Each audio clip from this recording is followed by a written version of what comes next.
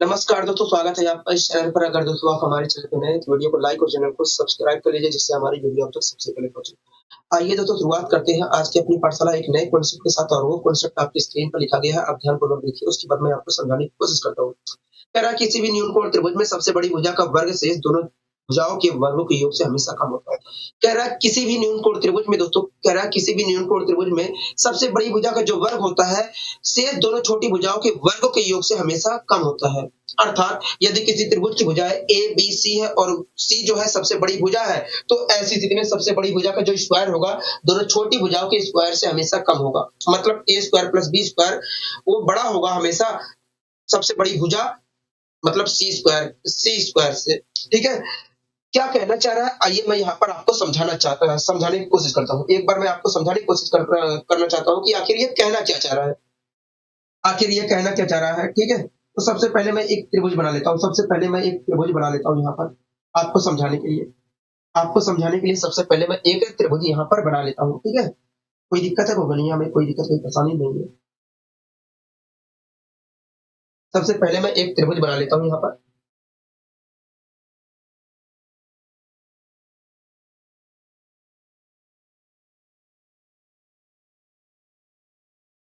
सबसे पहले मैं यहाँ पर एक त्रिभुज बना लेता हूँ आपको समझाने के लिए अच्छे तरीके से।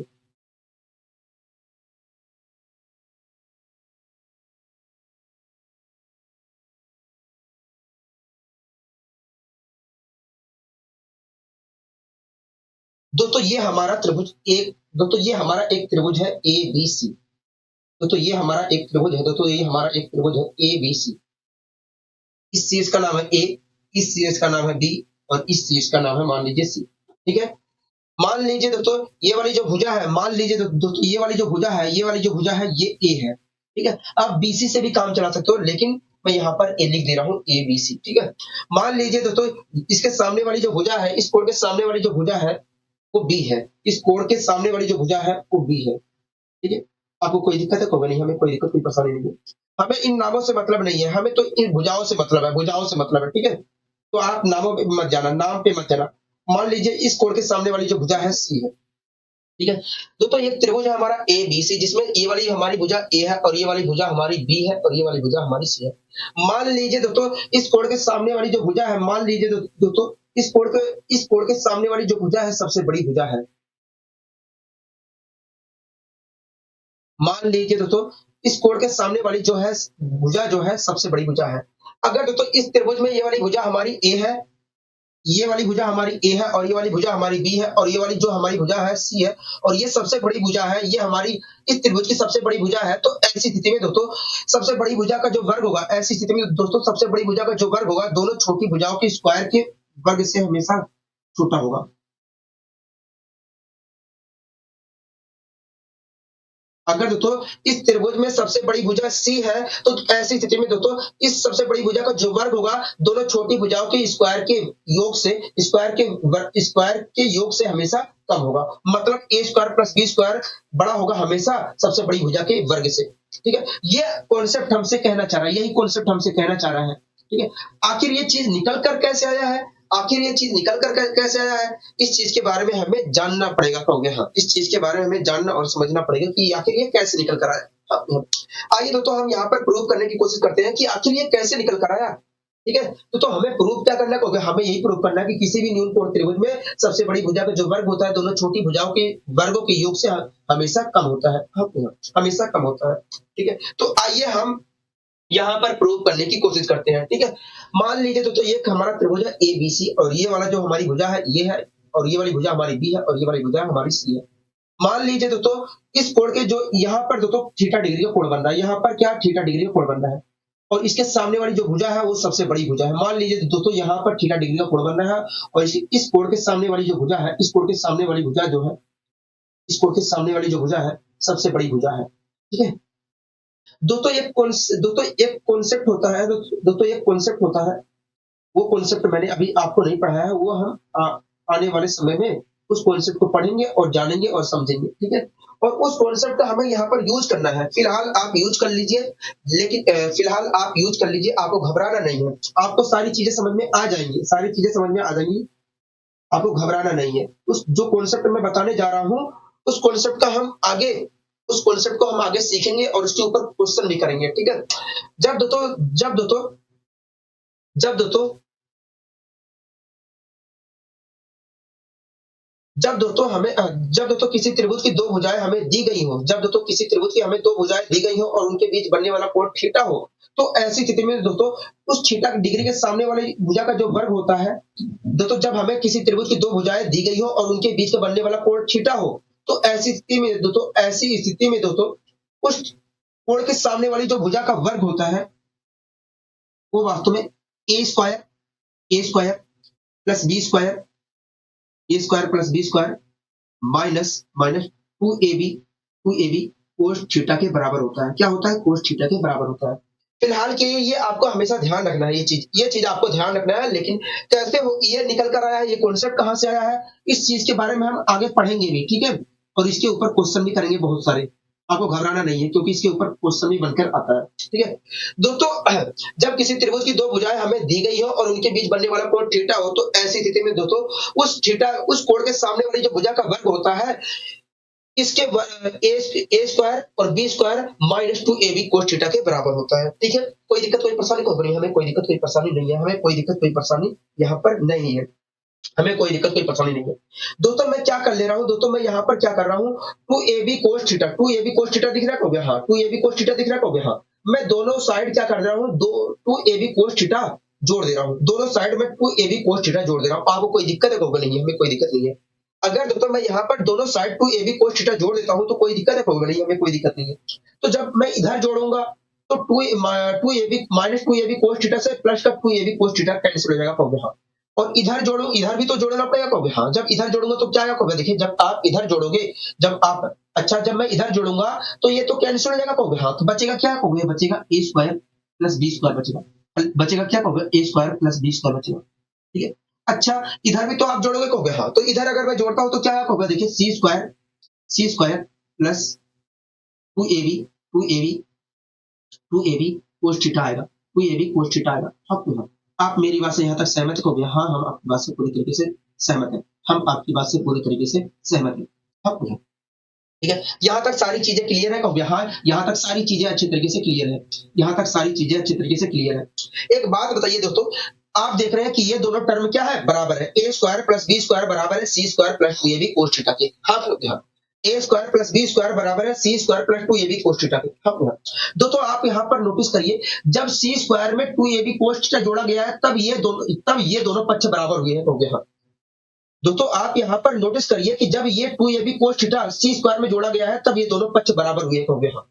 मतलब देखा जाए दोस्तों, जब ये जोड़ा गया तभी तो बराबर हुए हैं दोनों, को गया हाँ। मतलब देखा जाए तो ए स्क्वायर प्लस बी स्क्वायर की वैल्यू वास्तव में सी स्क्वायर के, अब इस मतलब देखा जाए तो इसके बिना ए स्क्वायर प्लस बी स्क्वायर की वैल्यू जो है वो सी स्क्वायर से क्या है, बड़ी है। तो आप यहाँ पर देख रहे हैं कि जब इस चीज में ये जोड़ा गया है, तब दोनों बराबर हुए हैं, हो गया हाँ। मतलब देखा जाए तो ए स्क्वायर प्लस बी स्क्वायर की जो वैल्यू है वो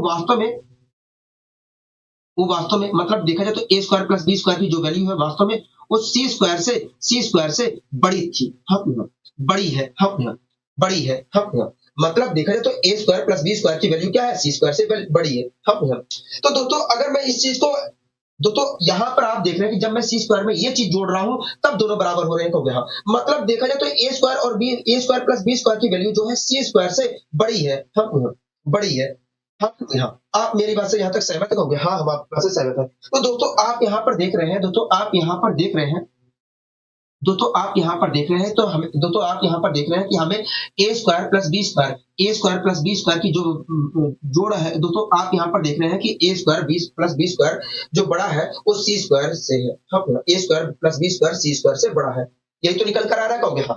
दोस्तों आप यहाँ पर देख रहे हैं कि एक त्रिभुज हमारा एबीसी था और उस त्रिभुज की भुजाएं ए बी और सी थी, और सबसे दोस्तों आप देख रहे हैं कि एक न्यून कोण त्रिभुज था और उस न्यून कोण त्रिभुज की भुजाएं क्रमशः ए बी और सी थी, जहां पर सी क्या थी, सबसे बड़ी भुजा थी, सबसे बड़ी भुजा थी। तो ऐसी स्थिति में दोस्तों आप देख रहे हैं कि दोनों छोटी भुजाओं के वर्गों का योग जो है वो सबसे बड़ी भुजा के वर्ग वर्ग से क्या है, बड़ी है। मतलब देखा जाए तो सबसे बड़ी भुजा का वर्ग जो है, सबसे बड़ी भुजा का जो वर्ग है, दोनों छोटी भुजाओं के वर्गों के योग से क्या है, छोटा है। दोस्तों आप यहाँ पर देख रहे हैं कि एक त्रिभुज है एबीसी, जिसकी भुजा एबीसी है और सी जो है सबसे बड़ी भुजा है। तो ऐसी स्थिति में दोस्तों आप यहाँ पर देख रहे हैं कि सबसे बड़ी भुजा का जो वर्ग है, दोनों छोटी भुजाओं के वर्गों के योग से हमेशा क्या है, कम है। हाँ भैया, कम है। तो यहीं से एक नियम निकल जाता है, यहीं से एक नियम निकल जाता है कि जब किसी न्यून कोण त्रिभुज की भुजाएं ए बी सी हो और सी उसमें से सबसे बड़ी भुजा हो, सी सबसे बड़ी भुजा हो, तो ऐसी स्थिति में दोस्तों सबसे बड़ी भुजा का जो वर्ग होता है, सबसे बड़ी भुजा का जो वर्ग होता है, दोनों छोटी भुजाओं के वर्गों के योग से हमेशा कम होता है। ठीक है, तो ये बात आपको हमेशा ध्यान रखना है, ये बात आपको हमेशा ध्यान रखना है। क्या ध्यान रखना है कि किसी भी न्यून कोण त्रिभुज में सबसे बड़ी भुजा का जो वर्ग होता है, सबसे बड़ी भुजा का जो वर्ग होता है, दोनों छोटी भुजाओं के वर्गों के योग से हमेशा कम होता है। ये बात आपको हमेशा ध्यान रखना। ठीक है दोस्तों, यहीं से एक कॉन्सेप्ट और बन जाता है, दोस्तों यहीं से एक कॉन्सेप्ट और बन जाता है। ठीक है, और उसका प्रयोग क्वेश्चन के अंदर होता है। वो चीज कोई व्यक्ति बताता नहीं है, उस चीज को कोई भी पर्सन, कोई भी टीचर बताता नहीं है, लेकिन मैं आपको बताने की कोशिश कर रहा हूँ कि आखिर वो यहाँ से ये कॉन्सेप्ट और क्या बन सकता है। तो सबसे बड़ी भुजा क्या, इस न्यून कोण त्रिभुज की सबसे बड़ी भुजा क्या होगा, सी है। तो ए और बी क्या होंगी, छोटी भुजा होंगी, कहोगे हाँ। ए और बी क्या होंगी, छोटी भुजा होंगी, कहोगे हाँ, छोटी भुजा होंगी। ए और बी क्या होगी, छोटी भुजा होगी, कहोगे हाँ। ठीक है, ए और बी क्या होंगी, कहोगे छोटी भुजा होंगी। अगर तो मैं यहाँ से ए स्क्वायर, अगर तो मैं यहाँ से ए स्क्वायर या बी स्क्वायर की वैल्यू निकालूं तो क्या निकल कर आएगा, ए स्क्वायर, दोनों छोटी भुजा है, ए भी छोटी भुजा है, बी भी छोटी भुजा है। चाहे मैं ए की वैल्यू, ए स्क्वायर की वैल्यू निकालूं, चाहे बी स्क्वायर की वैल्यू निकालूं, तो क्या मिलेगा, कोई देखिए, अगर आप ए स्क्वायर की वैल्यू निकालते हैं, ए स्क्वायर की वैल्यू निकालते हैं, तो ए स्क्वायर की जब आप वैल्यू निकालोगे तो ए स्क्वायर की वैल्यू निकालने के लिए आपको दोनों साइड बी स्क्वायर घटाना पड़ेगा। जब मैं घटाऊंगा तो क्या निकल कर आएगा, देखिए, जब आप घटाओगे तो इधर तो आएगा ए स्क्वायर और ये चिन्ह लगेगा, उसके बाद सी स्क्वायर, इधर आएगा सी स्क्वायर माइनस बी स्क्वायर। इस प्रकार अगर आप घटाते हो तो हमें मिलेगा, हमें क्या प्राप्त होगा, हमें प्राप्त होगा कि जो छोटी भुजा का स्क्वायर है वो दोनों भुजाओं के दोनों भुजाओं के वर्गों के अंतर से बड़ा है। ठीक है, अगर मैं बी स्क्वायर, दूसरी जो छोटी भुजा है, अगर मैं उसकी वैल्यू निकालता हूं तो उसकी भी वैल्यू यही निकल कर आएगी, सी स्क्वायर माइनस ए स्क्वायर निकल कर आएगी। हाँ, तो दोस्तों अगर मैं इस चीज को देखता हूँ, इन दोनों को देखता हूँ, तो आपको दिखाई दे रहा होगा कि जो छोटी भुजा का वर्ग जो है, छोटी ए और बी क्या थी, ए और बी क्या थी, छोटी भुजाएं थी। तो दोस्तों आप यहाँ पर देख रहे हैं कि छोटी भुजा का जो वर्ग है, दोनों अन्य भुजाओं के वर्गों के अंतर से क्या है, बड़ा है। तो दूसरी चीज आपको ध्यान रखना है, दूसरी चीज आपको ध्यान रखना है कि किसी भी न्यून कोण त्रिभुज में छोटी भुजा का जो वर्ग होता है, अन्य दोनों भुजाओं के वर्गों के अंतर से हमेशा बड़ा होता है। पहली चीज आपको ध्यान रखना है कि किसी भी न्यून कोण त्रिभुज में सबसे बड़ी भुजा का जो वर्ग होता है, दोनों छोटी भुजाओं के वर्गों के योग से हमेशा कम होता है। और दूसरी चीज आपको ध्यान रखना है कि किसी भी न्यून कोण त्रिभुज में छोटी भुजा का जो वर्ग होता है, अन्य दोनों भुजाओं के वर्गों के अंतर से हमेशा बड़ा होता है। ठीक है, ये चीज आपके बहुत काम की है। ठीक है, कोई दिक्कत कोई परेशानी को नहीं, हमें कोई दिक्कत कोई परेशानी नहीं है। तो दोस्तों ये चीज आपको ये हमेशा ध्यान रखना है। ये क्या है, ये वास्तव में पहचान है। क्या है, पहचान है। ये वास्तव में पहचान है, किसकी पहचान है, ये वास्तव में न्यून कोण त्रिभुज की पहचान है। न्यून कोण त्रिभुज की ये पहचान है। क्या पहचान है, को देखिए, न्यून कोण त्रिभुज की पहचान यही है कि सबसे बड़ी भुजा का जो वर्ग होगा, दोनों छोटी भुजाओं के वर्गों के योग से हमेशा कम होगा। तो ये वास्तव में पहचान है। क्या है, पहचान है। ठीक है, कोई दिक्कत कोई परेशानी को बनी, हमें कोई दिक्कत कोई परेशानी नहीं है, हमें यहाँ तक कोई दिक्कत कोई परेशानी नहीं है। अगर दोस्तों सारी चीजें समझ में आ गई है तो आइए हम इसके ऊपर एक दो क्वेश्चन कर लेते हैं, जिससे सारी चीजें और क्लियर हो जाए, ठीक है, जिससे सारी चीजें और क्लियर हो जाए। तो पहला क्वेश्चन आपकी स्क्रीन पर है, ध्यानपूर्वक देखिए। पहला क्वेश्चन आखिर क्या कहना चाह रहा है, पहला क्वेश्चन आखिर क्या कहना चाह रहा है, तो देखिए, हमसे कह रहा है कि भुजाएं 12, 16 और 19 दी गई है। कह रहा है कि भुजाएं 12, 16 और 19 दी गई है। जांच करके बताइए कि यह न्यून कोण त्रिभुज है या नहीं। तो एक त्रिभुज की भुजाएं दी गई है 12, 16 और 19, 12, 16 और 19 की गई है। तो एक त्रिभुज की भुजाएं दी गई है 12, 16 और 19 दी गई है, तो यहाँ और इस 12, 16 और 19 में से देखा जाए तो सबसे बड़ी भुजा क्या है? सबसे बड़ी भुजा 19 है। अब कह रहा है कि ये जो त्रिभुज की जो भुजाएँ दी गई हैं, इसे आप जाँच करके बताइए क्या ये न्यून कोण त्रिभुज की भुजाएँ हैं कि नहीं? ये न्यून कोण त्रिभुज है कि नहीं? अगर तो ये वास्तव में न्यून कोण त्रिभुज की भुजाएँ हैं, तो ऐसी स्थिति में दोस्तों सबसे बड़ी भुजा का जो वर्ग होगा, सबसे बड़ी भुजा का जो वर्ग होगा, अन्य दोनों छोटी भुजाओं के वर्गों के योग से कम होगा। कहोगे हाँ। होगा कि नहीं कहोगे हाँ? अगर दोस्तों ये वास्तव में न्यून कोण त्रिभुज की भुजाएँ हैं, न्यून कोण त्रिभुज की भुजाएँ हैं, तो सबसे बड़ी भुजा का जो वर्ग होगा, सबसे बड़ी भुजा का जो वर्ग होगा, सबसे बड़ी भुजा का जो वर्ग होगा, सबसे बड़ी भुजा का जो वर्ग होगा, दोनों छोटी भुजाओं के वर्गों के योग से कम होगा। कहोगे हाँ। दोनों छोटी भुजाओं के वर्गों के योग से कम होगा। कहोगे हाँ। तो मैं यहाँ पर चेक कर ले रहा हूँ क्या सबसे बड़ी भुजा का जो वर्ग है, दोनों छोटी भुजाओं के वर्गों के योग से कम है कि नहीं? अगर कम होगा तो ये न्यून कोण त्रिभुज की भुजाएँ हैं, अन्यथा नहीं है। कहोगे हाँ। अगर कम होगा सबसे बड़ी भुजा का वर्ग दोनों छोटी भुजाओं के वर्गों के योग से, तो ये न्यून कोण त्रिभुज की भुजाएँ होंगी, अन्यथा नहीं है। हाँ। तो मैं जो दोनों छोटी भुजाओं का वर्गों का योग निकालता हूँ तो क्या क्या आएगा? तो देखिए 6, 4, 10, 5, 5, 10, मैंने कहा ठीक है, तो वह 416। इस प्रकार से तो देखा जाए तो दोनों छोटी भुजाओं का वर्गों का योग इस प्रकार से तो देखा जाए तो सबसे बड़ी भुजा का जो वर्ग है, सबसे बड़ी भुजा का जो वर्ग है, इस प्रकार से तो देखा जाए तो सबसे बड़ी भुजा का जो वर्ग है, वो दोनों छोटी भुजाओं के वर्गों के योग से हमें क्या है? कम है। हम दोनों छोटी भुजाओं के वर्गों के योग से कम है। अगर तो सबसे बड़ी भुजा का वर्ग जो है दोनों छोटी भुजाओं के वर्गों के योग से कम है, तो ये क्या है? होगा ये वास्तव में न्यून कोण त्रिभुज की भुजाएं हैं। क्या है? न्यून कोण त्रिभुज की भुजाएं हैं। न्यून कोण त्रिभुज की भुजाएं हैं। हम बताइए यहाँ तक कोई दिक्कत कोई परेशानी को नहीं है? हमें यहाँ तक कोई दिक्कत कोई परेशानी नहीं है। आपने अच्छे तरीके से यहाँ पर चीजों को समझाने की कोशिश की है। आपने अच्छे तरीके से यहाँ पर चीजों को समझाने की कोशिश की है। ठीक है, बताइए यहाँ तक सारी चीजें क्लियर है? कहोगे हाँ, यहाँ तक सारी चीजें क्लियर है।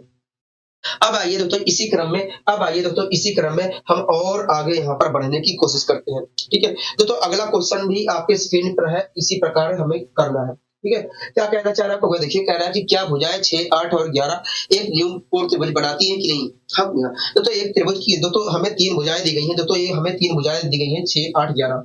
तो हमें 3 भुजाएं दी गई हैं 6, 8, 11। कह रहा है ये जो तीनों भुजाएं हैं क्या न्यून कोण त्रिभुज बनाती है कि नहीं? हम दोस्तों दोस्तों आपको अच्छी तरह पता है कि न्यून कोण तभी बन सकता है जब सबसे बड़ी भुजा का जो वर्ग है दोनों छोटी भुजाओं के वर्गों के योग से कम हो। कहोगे हाँ, तभी तो न्यून कोण त्रिभुज बनता है। कहोगे हाँ। दोस्तों आपको अच्छी तरह पता है कि किसी भी न्यून कोण त्रिभुज की सबसे बड़ी भुजा का जो वर्ग होता है दोनों छोटी भुजाओं के वर्गों के योग से कम होता है। कहोगे हाँ। अगर दोस्तों सबसे बड़ी भुजा का जो वर्ग है दोनों छोटी भुजाओं के वर्गों के योग से कम होगा, तो ये न्यून कोण त्रिभुज बनाएंगे, अन्यथा नहीं बनाएंगे। कहोगे हाँ। तो मैं यहाँ पर चेक कर ले रहा हूँ क्या सबसे बड़ी भुजा का जो वर्ग है दोनों छोटी भुजाओं के वर्गों के योग से कम है कि नहीं? हाँ, सबसे बड़ी भुजा का जो वर्ग है, सबसे बड़ी भुजा का जो वर्ग है दोनों छोटी भुजाओं के वर्गों के योग से कम है कि नहीं? तो मैं यहाँ पर चेक कर ले रहा हूँ। हाँ, तो अगर मैं देखता हूँ तो दोनों छोटी भुजाओं का वर्गों का योग जो है 100 है, और सबसे बड़ी भुजा का जो वर्ग है वो वास्तव में 121 है। तो इस प्रकार दोस्तों देखा जाए तो सबसे बड़ी भुजा का जो वर्ग है दोनों छोटी भुजाओं के वर्गों के योग से बड़ा नहीं है, छोटा नहीं है। हाँ, जब छोटा नहीं है तो ये क्या न्यून कोण त्रिभुज बनाएंगे? कहोगे नहीं। ये जो तीनों भुजाएं दी गई हैं 6, 8, 11, इनके माध्यम से कोई भी न्यून कोण त्रिभुज नहीं बन सकता है। हम न्यून कोण त्रिभुज नहीं बना जा सकता है। इस प्रकार हम कह सकते हैं इन तीनों भुजाओं के माध्यम से न्यून कोण त्रिभुज नहीं बनाया जा सकता है। हम मतलब न्यून कोण त्रिभुज नहीं बनती है। हम ठीक है, सारी चीजें क्लियर हो गई है? कहोगे हाँ, यहाँ तक सारी चीजें क्लियर हो गई है। यहाँ तक सारी चीजें क्लियर हो गई है। मैंने कहा ठीक है। अब आइए दोस्तों हम अधिक कोण त्रिभुज के बारे में भी पढ़ने की कोशिश करते हैं। अधिक कोण त्रिभुज के बारे में भी पढ़ने की यहाँ पर कोशिश करते हैं। इसी क्रम में दोस्तों आइए हम अधिक कोण त्रिभुज के बारे में भी पढ़ने की कोशिश करते हैं। ठीक है, कह रहा है कि अधिक कोण त्रिभुज के बारे में कहा गया है कि किसी भी अधिक कोण त्रिभुज में सबसे बड़ी भुजा का वर्ग शेष दोनों भुजाओं के वर्गों के योग से हमेशा बड़ा होता है। कह रहा है कि अधिक कोण त्रिभुज में कह रहा है कि किसी भी अधिक कोण त्रिभुज में सबसे बड़ी भुजा का जो वर्ग होता है शेष दोनों भुजाओं के वर्गों के योग से हमेशा बड़ा होता है। अर्थात यदि त्रिभुज की भुजाएं ए बी सी है और सी जो है सबसे बड़ी भुजा है, तो ऐसी स्थिति में जो तीसरी भुजा सी है उसका स्क्वायर जो होगा दोनों छोटी भुजाओं के स्क्वायर के योग से हमेशा बड़ा होगा। मतलब सी स्क्वायर जो बड़ा होगा ए स्क्वायर प्लस बी स्क्वायर के योग से। मैं आपको समझाने की कोशिश करने की कोशिश करता हूँ कि आखिर ये कहना क्या चाह रहा है। आखिर ये कहना क्या चाह रहा है मैं आपको समझाने की कोशिश करता हूँ। ठीक है, ये कहना क्या चाह रहा है अभी मैं आपको समझाने की एक बार कोशिश करता हूँ कि आखिर ये कहना क्या चाह रहा है। ठीक है, कोई दिक्कत कोई परेशानी नहीं है, कोई दिक्कत कोई परेशानी नहीं है। हमें यहाँ तक कोई दिक्कत कोई परेशानी नहीं है, हमें कोई दिक्कत कोई परेशानी नहीं है। तो समझाने के लिए सबसे पहले मैं एक अधिक कोण त्रिभुज बना लेता हूँ। सब समझाने के लिए आपको एक अधिक कोण त्रिभुज बना लेता हूँ, जिससे सारी चीजें क्लियर हो जाए, जिससे सारी चीजें क्लियर हो जाए, ठीक है? कोई दिक्कत कोई परेशानी तो नहीं है, हमें कोई दिक्कत कोई परेशानी नहीं है, हमें कोई दिक्कत कोई परेशानी नहीं है। मैंने कहा ठीक है।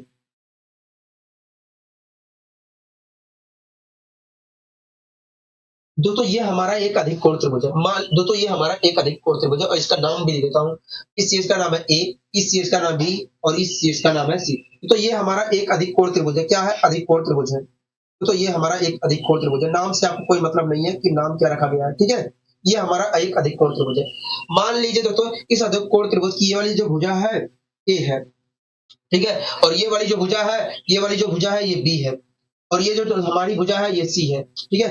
मान लीजिए दोस्तों इस अधिक कोण त्रिभुज में इस ये वाली जो भुजा है ए है और ये वाली जो भुजा है बी है और सबसे बड़ी भुजा जो है ये वाली जो सबसे बड़ी भुजा है ये सी है, ठीक है? ये जो सबसे बड़ी भुजा है सी है, ठीक है? अगर तो इस अधिक कोण त्रिभुज में तीनों भुजाएं क्रम से ए, बी और सी है और सबसे बड़ी भुजा जो है सी है, तो ऐसी स्थिति में दोस्तों सबसे बड़ी भुजा का जो स्क्वायर होगा दोनों छोटी भुजाओं के स्क्वायर के योग से हमेशा बड़ा होगा। सबसे बड़ी भुजा का जो स्क्वायर होगा दोनों छोटी भुजाओं के स्क्वायर के योग से हमेशा बड़ा होगा। यही ये कॉन्सेप्ट कहना चाह रहा है, यही ये कॉन्सेप्ट हमसे कहना चाह रहा है, यही कॉन्सेप्ट हमसे ये कहना चाह रहा है, ठीक है? तो ये बात आपको हमेशा ध्यान रखना है कि अधिक कोण त्रिभुज में सबसे बड़ी भुजा का जो वर्ग वर्ग होता है, सबसे बड़ी भुजा का जो वर्ग होता है दोनों छोटी भुजाओं के वर्गों के योग से हमेशा बड़ा होता है, दोनों छोटी भुजाओं के वर्गों के योग से हमेशा बड़ा होता है, ठीक है? लेकिन ये चीज कैसे हो रहा है, आइए हम इसके पीछे लॉजिक जानने की कोशिश करते हैं। ये कैसे हो रहा है, आइए हम इसके पीछे लॉजिक जानने की कोशिश करते हैं।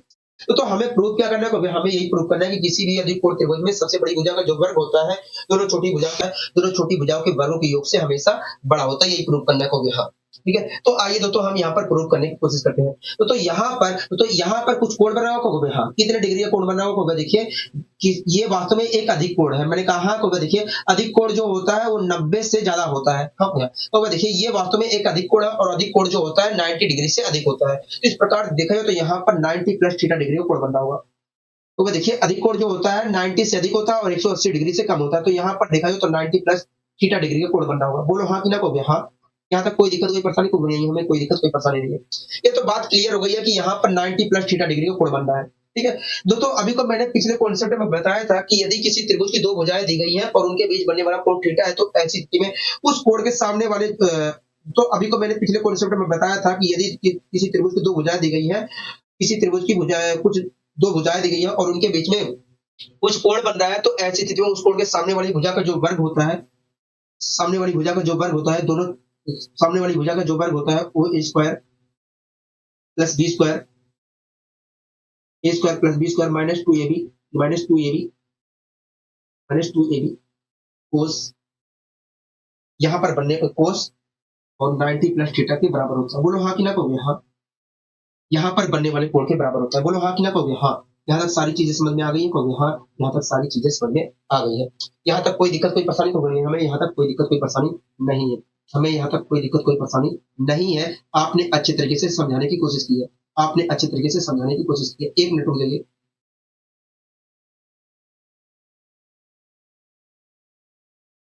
यहाँ पर आपने अच्छे तरीके से समझाने की कोशिश की है, मैंने कहा ठीक है जी। अब दोस्तों आइए हम और आगे यहाँ पर बढ़ने की कोशिश करते हैं, ठीक है? अब आइए हम और आगे बढ़ने की कोशिश करते हैं। दोस्तों ये जो माइनस का टू, दोस्तों अगर मैं इसे सोल्व करता हूँ, दोस्तों अगर मैं इसे सोल्व करता हूँ तो क्या आएगा? कब देखिए जब आप इसे सोल्व करोगे, 1 मिनट रुकिए।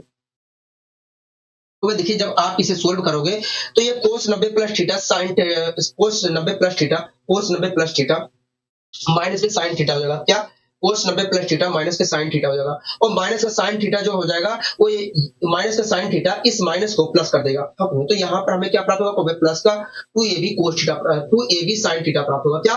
प्लस का 2ab साइन थीटा प्राप्त होगा। बोलो हाँ कि ना कहोगे? हाँ। इस प्रकार दोस्तों सी स्क्वायर बराबर हमें क्या मिलेगा? ए स्क्वायर सी स्क्वायर बराबर A square plus B square C square plus B square plus का 2ab साइन थीटा मिलेगा। क्या मिलेगा? साइन थीटा मिलेगा। बोलो हाँ कि ना कहोगे? हाँ। यहाँ तक सारी चीजें क्लियर है? कहोगे हाँ। यहाँ तक सारी चीजें क्लियर है। तो यहाँ पर दिख रहा है दोस्तों, आपको यहाँ पर दिख रहा है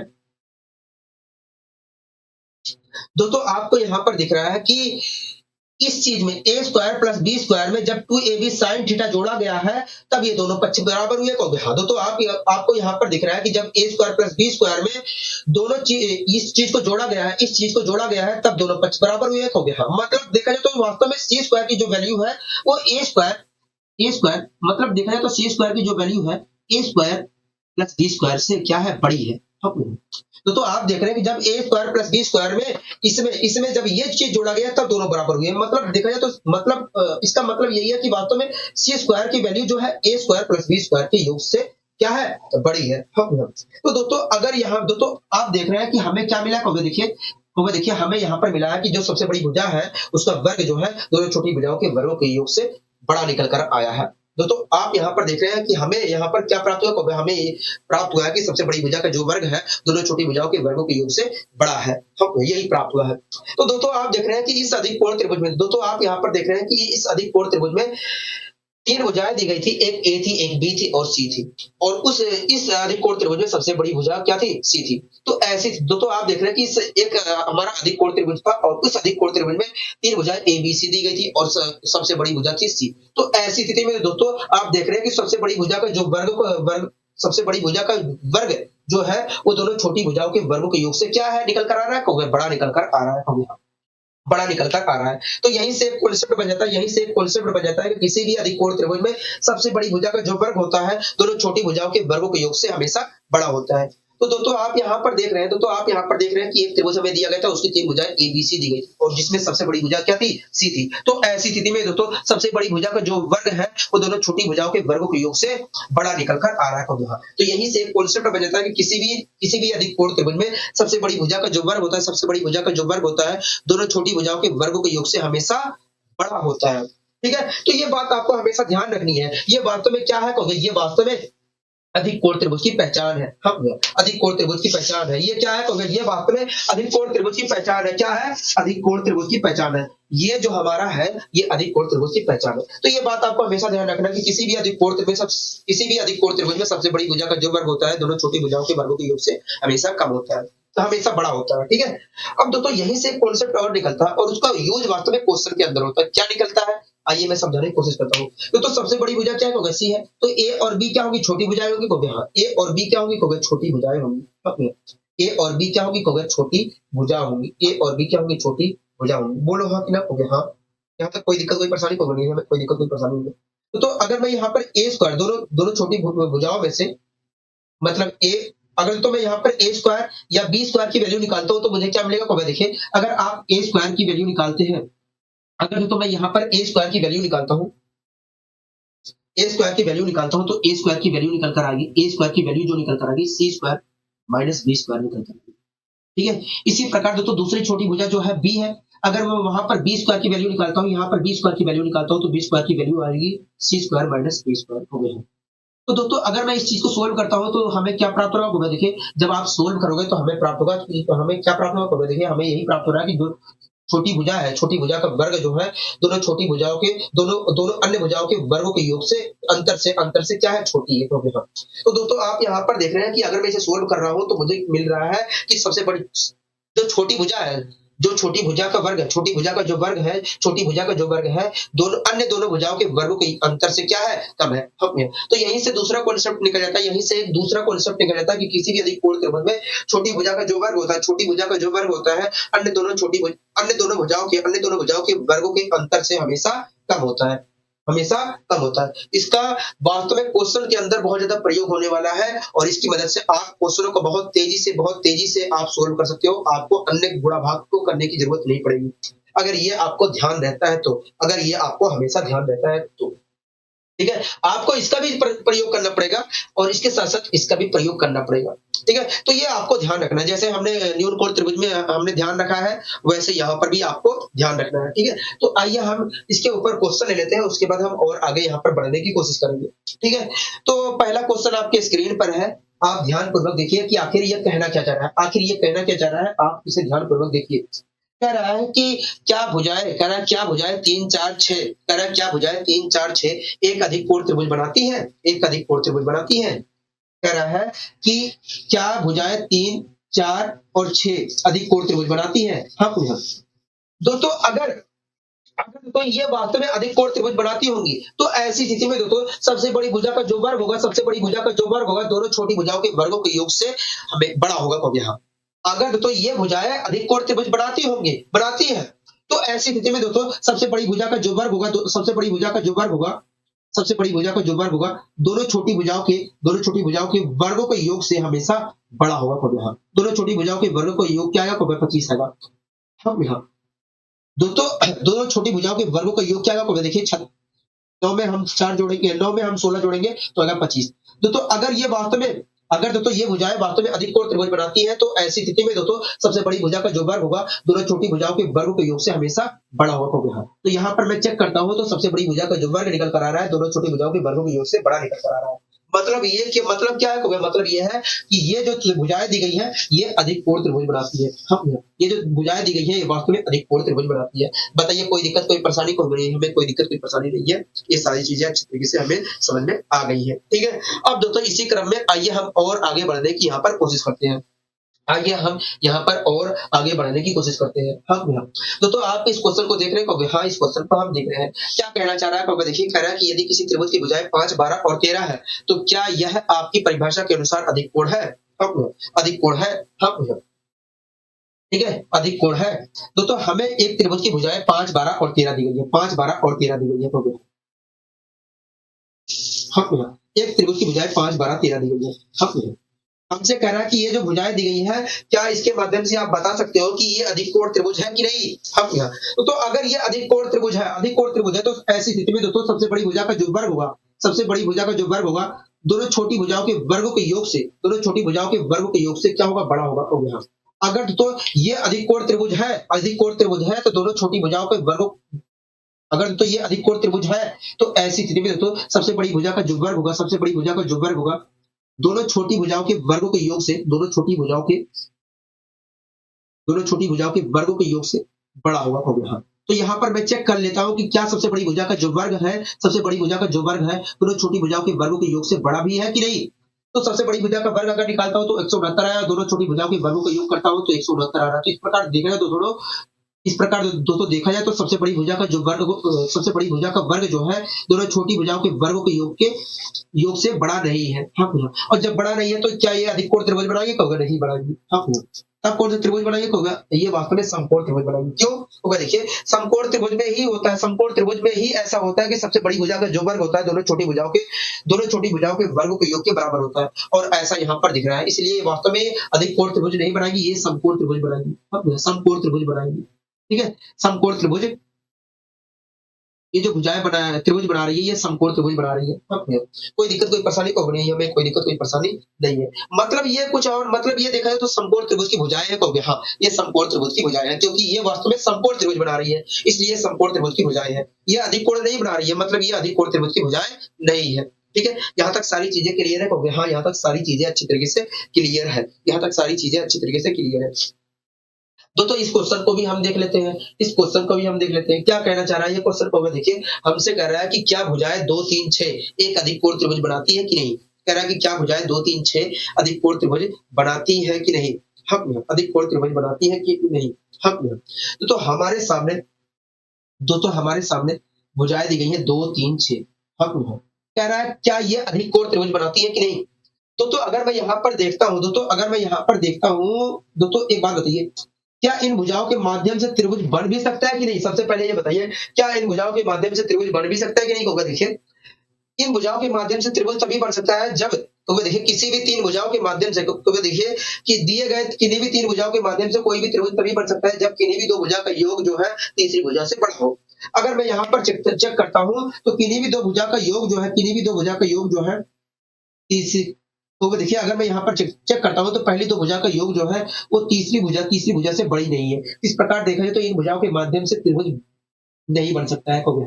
जब दोस्तों इन भुजाओं के माध्यम से त्रिभुज बन ही नहीं सकता है तो क्या अधिक कोण त्रिभुज बनेगा, कहोगे नहीं बनेगा। अगर दोस्तों इन भुजाओं के माध्यम से त्रिभुज बन ही नहीं सकता है तो क्या अधिक कोण त्रिभुज बन जाएगा, कहोगे नहीं बनेगा। हाँ, ठीक है, कोई दिक्कत कोई परेशानी, कहोगे नहीं हमें कोई दिक्कत कोई परेशानी नहीं है। इस प्रकार हम कह सकते हैं, इस प्रकार देखा जाए तो पहले ऑप्शन में ही हमसे कह रहा है कि नहीं, क्योंकि त्रिभुज बनाना ही संभव नहीं है।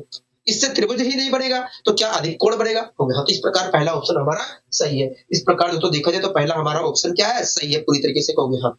कोई दिक्कत कोई परेशानी कोई नहीं, हमें कोई दिक्कत कोई परेशानी नहीं है।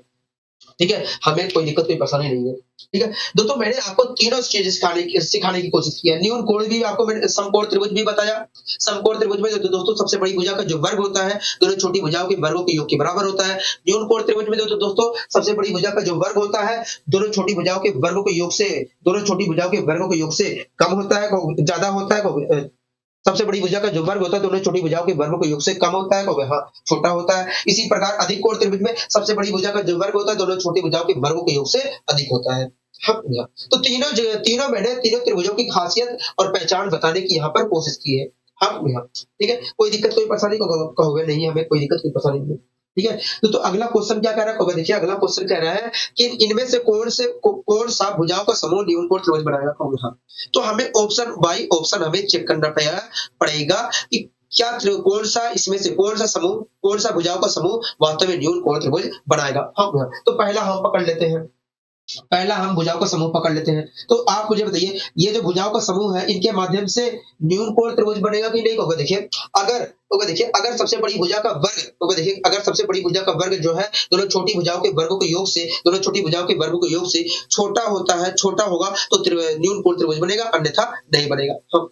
ठीक है, तो यहाँ पर मैं चेक कर ले रहा हूँ कि सबसे बड़ी भुजा का जो वर्ग है दोनों छोटी भुजाओं के वर्गों के योग से छोटा है कि नहीं।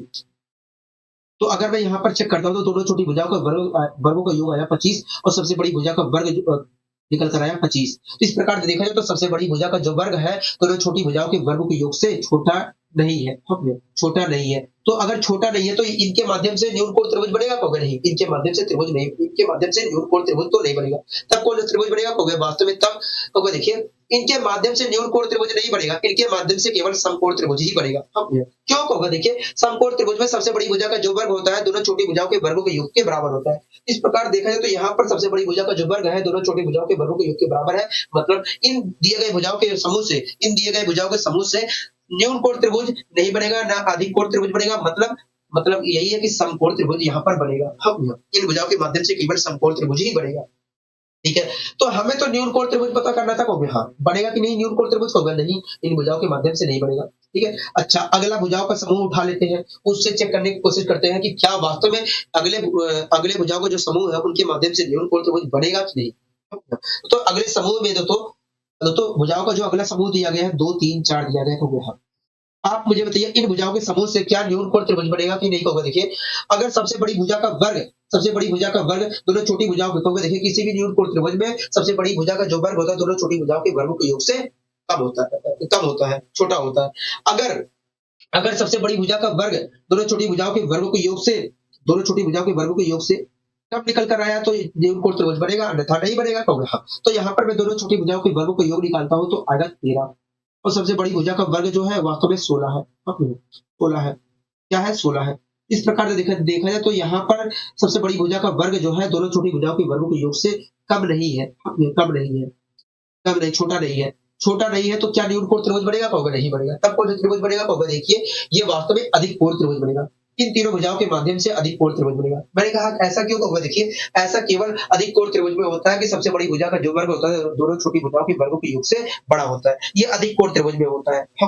मतलब इनके माध्यम से इन भुजाओं के माध्यम से न्यून कोण त्रिभुज नहीं बनेगा, केवल अधिक कोण त्रिभुज ही बनेगा। कहोगे हाँ, ठीक है, यहाँ तक सारी चीजें क्लियर है। कहोगे हाँ, यहाँ तक सारी चीजें क्लियर है। ठीक है, हमें तो न्यून कोण त्रिभुज पता करना। कहोगे हाँ, तो हमें अगले ऑप्शन पे जाना पड़ेगा। कहोगे हाँ, तो अगले ऑप्शन में भुजाओं का समूह क्या दिया गया है? कहोगे देखिए अगले ऑप्शन में भुजाओं का समूह में 5 5 6 दिया गया है। 5 5 और 6 दिया गया है। आप मुझे बताइए ये जो भुजाओं का समूह दिया गया है क्या इनके माध्यम से न्यून कोण त्रिभुज बनेगा कि नहीं? कहोगे देखिए अगर सबसे बड़ी भुजा का वर्ग दोनों छोटी भुजाओं के वर्गों के योग से कम होगा तो न्यून कोण त्रिभुज बनेगा, अन्यथा नहीं बनेगा। कहोगे हाँ, तो इसका दोनों छोटी भुजाओं के वर्गों का योग क्या होगा? कहोगे देखिए इसका वर्ग होता है 25, इसका वर्ग होता है 25। इस प्रकार देखा जाए दोनों छोटी भुजाओं के वर्गों का योग जो है वो 50 है। और सबसे बड़ी भुजा का वर्ग क्या है? कहोगे देखिए सबसे बड़ी भुजा का जो वर्ग है वो 36 है। इस प्रकार देखा जाए तो सबसे बड़ी भुजा का जो वर्ग है दोनों छोटी भुजाओं के वर्गों के योग से क्या है? कम है। अगर दोस्तों सबसे बड़ी भुजा का वर्ग जो है दोनों छोटी भुजाओं के वर्गों के योग से कम है, तो ये क्या है? तो इन भुजाओं के माध्यम से कौन सा त्रिभुज बनेगा? ये इन तीनों भुजाओं के माध्यम से न्यून कोण त्रिभुज बनेगा। क्या? न्यून कोण त्रिभुज बनेगा। मतलब ये जो हमारा तीसरे ऑप्शन में भुजाओं का समूह दिया गया है, इनके माध्यम से न्यून कोण त्रिभुज ही बनेगा। न्यून कोण त्रिभुज बनकर तैयार होगा। बताइए कोई दिक्कत कोई परेशानी को नहीं है, हमें कोई दिक्कत कोई परेशानी नहीं है। ठीक है, हमें कोई दिक्कत कोई परेशानी नहीं है, हमें कोई दिक्कत कोई परेशानी नहीं है। ठीक है, ठीक है। इसी प्रकार अगर मैं चौथा ऑप्शन उठाता हूं, तो चौथे ऑप्शन के माध्यम से भी हमारा न्यून कोण त्रिभुज ही बनेगा। क्या? न्यून कोण त्रिभुज बनकर तैयार होगा। तो अगर मैं चौथा ऑप्शन उठाता हूं, तो चौथे ऑप्शन में जो भुजाओं का समूह दिया गया है, उसके माध्यम से भी हमारा न्यून कोण त्रिभुज बनेगा। ठीक है, तो ये सारी चीजें क्लियर हो गई है। हाँ, ये सारी चीजें अच्छी तरीके से क्लियर हो गई है। ये सारी चीजें अच्छी तरीके से क्लियर हो गई है। ठीक है, अब दोस्तों हम अगले क्वेश्चन की ओर बढ़ने की कोशिश करते हैं। अगला क्वेश्चन क्या कर रहा है? तो देखिए, अगला क्वेश्चन कह रहा है कि यदि किसी त्रिभुज की भुजाएं 10, 12 और 13 है, तो यह किस प्रकार का त्रिभुज है? दोस्तों एक त्रिभुज हमें दिया गया है। दोस्तों एक त्रिभुज की भुजाएं दी गई है 10, 12 और 13। कह रहा है कि ये जो भुजाएं हैं, कह रहा है इन भुजाओं के माध्यम से आप बताइए ये कौन सा त्रिभुज है? कह रहा है ये जो त्रिभुज की दोनों तीनों भुजाएं दी गई हैं, इनके माध्यम से बताइए कौन सा त्रिभुज है। अगर दोस्तों सबसे बड़ी भुजा का वर्ग दोनों छोटी भुजाओं के वर्गों के योग से के बराबर आया तो समकोण त्रिभुज होगा। अगर छोटा आया तो न्यून कोण त्रिभुज होगा। अगर बड़ा आया तो अधिक कोण त्रिभुज होगा। हो गया। तो आप चेक करके मुझे बता दीजिए कि ये वास्तव में जो भुजाएं त्रिभुज की भुजाएं दी गई है, ये कौन से त्रिभुज की भुजा है? कौन से त्रिभुज की भुजा है? ये कौन से त्रिभुज की भुजा है? देखिए, अगर मैं सबसे बड़ी भुजा का देखिए, अगर मैं दोनों छोटी भुजाओं के वर्गों का योग निकालता हूँ, दोनों छोटी भुजाओं के वर्गों का योग निकालता हूँ, तो इसका तो आएगा 10, 100 और इसका आएगा 144। इस प्रकार देखा जाए तो अगर मैं दोनों छोटी भुजाओं के वर्गों का योग निकालता हूँ तो 244 आ रहा है। 244 आ रहा है। और सबसे बड़ी भुजा का वर्ग अगर निकालता हूँ तो 169 आ रहा है। तो इस प्रकार देखा जाए तो सबसे बड़ी भुजा का जो वर्ग है, दोनों छोटी भुजाओं के वर्गों के योग से क्या है? कम है। और ये कहाँ होता है? तो ये वास्तव में न्यून कोण त्रिभुज में होता है।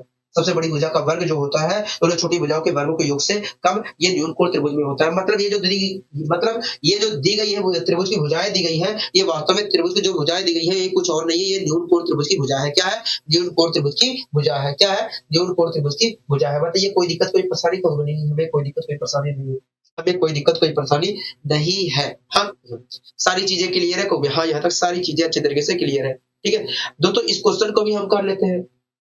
हमारे सामने एक अगला क्वेश्चन दिया गया है। देखिए क्या कहना चाह रहा है। देखिए, कह रहा है कि क्या भुजाएं 8, 8 और 8 समबाहु त्रिभुज है, जो कि कह रहा है न्यून कोण त्रिभुज को शर्त की पूरा करती है, न्यून कोण त्रिभुज की शर्त को पूरा करती है कि नहीं? हाँ, तो न्यून कोण त्रिभुज की शर्त क्या होती है? देखिए, न्यून कोण त्रिभुज की शर्त जो होती है, न्यून कोण त्रिभुज कहता है कि सबसे बड़ी भुजा का जो वर्ग होगा, दोनों छोटी भुजाओं के वर्गों के योग से, दोनों छोटी भुजाओं के वर्गों के योग से बड़ा होगा। कहोगे हाँ, ये तो कहता है। कहोगे हाँ, यही चीज कहता है। तो ये जो हमें समबाहु त्रिभुज की भुजा दी गई है, क्या दी गई है? कहोगे 8, 8, 8 दी गई है। कह रहा है कि ये न्यून कोण त्रिभुज की शर्त को पूरा करता है कि नहीं? कहोगे हाँ। तो दोस्तों न्यून कोण त्रिभुज का शर्त क्या होता है? देखिए, न्यून कोण त्रिभुज कहता है कि सबसे बड़ी भुजा का जो वर्ग होगा, दोनों छोटी भुजाओं के वर्गों के योग से हमेशा छोटा होगा। यही तो शर्त है उसकी। कहोगे हाँ। तो दोस्तों इसमें बताइए सबसे बड़ी भुजा क्या है? तो आपको पता नहीं चल रहा होगा। कहोगे हाँ। जब पता नहीं चल रहा है तो आप किसी को भी मान सकते हैं सबसे बड़ी भुजा। कहोगे हाँ। तो मान लीजिए सबसे बड़ी भुजा हमारी ये है। अगर इस समबाहु त्रिभुज की ये जो भुजाएं दी गई है, इसमें से सबसे बड़ी भुजा ये वाली है, तो ऐसी स्थिति में दोस्तों ये दोनों क्या होंगी? छोटी भुजाएं होंगी। कहोगे हाँ, ये दोनों छोटी भुजाएं होंगी। आप इसे भी बड़ी भुजा कह सकते हो, मैं ऐतराज नहीं कर रहा हूँ। ठीक है, आप इसे भी कह सकते हो। ठीक है, आप इन तीनों में से किसी को भी बड़ी भुजा और किसी को भी छोटी भुजा कह सकते हो। ठीक है, अगर दोस्तों ये सबसे बड़ी भुजा है, तो ऐसी स्थिति में दोस्तों ये दोनों क्या होंगी? छोटी भुजाएं होंगी। कहोगे हाँ। और आपको अच्छी तरीके पता है कि किसी भी न्यून कोण त्रिभुज में सबसे बड़ी भुजा का जो वर्ग होता है, दोनों छोटी भुजाओं के वर्ग के योग से हमेशा कम होता है। दोनों छोटी भुजाओं के वर्गों के योग से कम होता है। अगर मैं दोनों छोटी भुजाओं के वर्गों का योग निकालता हूँ तो आएगा 128, और सबसे बड़ी भुजा का अगर मैं वर्ग निकालता हूँ तो आएगा 64। इस प्रकार देखा जाए तो इस प्रकार देखा जाए तो यहाँ पर सबसे बड़ी भुजा का जो वर्ग आ रहा है, दोनों छोटी भुजाओं के वर्गों के योग से कम निकल कर आ रहा है। इस प्रकार देखा जाए तो ये जो समबाहु त्रिभुज की भुजाएं हैं, ये वास्तव में न्यून कोण त्रिभुज की शर्त को क्या कर रही है? पूरा कर रही है। न्यून कोण त्रिभुज का शर्त तो यही होता है, जो यहाँ पर लिखा गया है वही तो शर्त होता है। कहोगे हाँ। इस प्रकार देखा जाए तो ये जो समबाहु त्रिभुज की भुजाएं हैं, ये न्यून कोण त्रिभुज की शर्त को क्या कर रही है? पूरा कर रही है। बताइए कोई दिक्कत, कोई परेशानी तो हो नहीं, हमें कोई दिक्कत, कोई परेशानी नहीं है, हमें यहाँ तक कोई दिक्कत, कोई परेशानी नहीं है। आपने अच्छे तरीके से यहाँ पर चीज़ों को समझाने की कोशिश की है। आपने अच्छे तरीके से चीज़ों को समझाने की कोशिश की है, ठीक है? आपने अच्छे तरीके से चीज़ों को समझाने की कोशिश की है, ठीक है? तो आगे की चीज़ें हम कल करेंगे, ठीक है? आगे की चीज़ें जो आ रही हैं, हम उसे कल करेंगे। आज के लिए बस इतना ही रखते हैं। मिलेंगे अगली वीडियो में इसी ऊर्जा और इसी उत्साह के साथ। दीजिए आज के लिए इजाज़त। नमस्कार।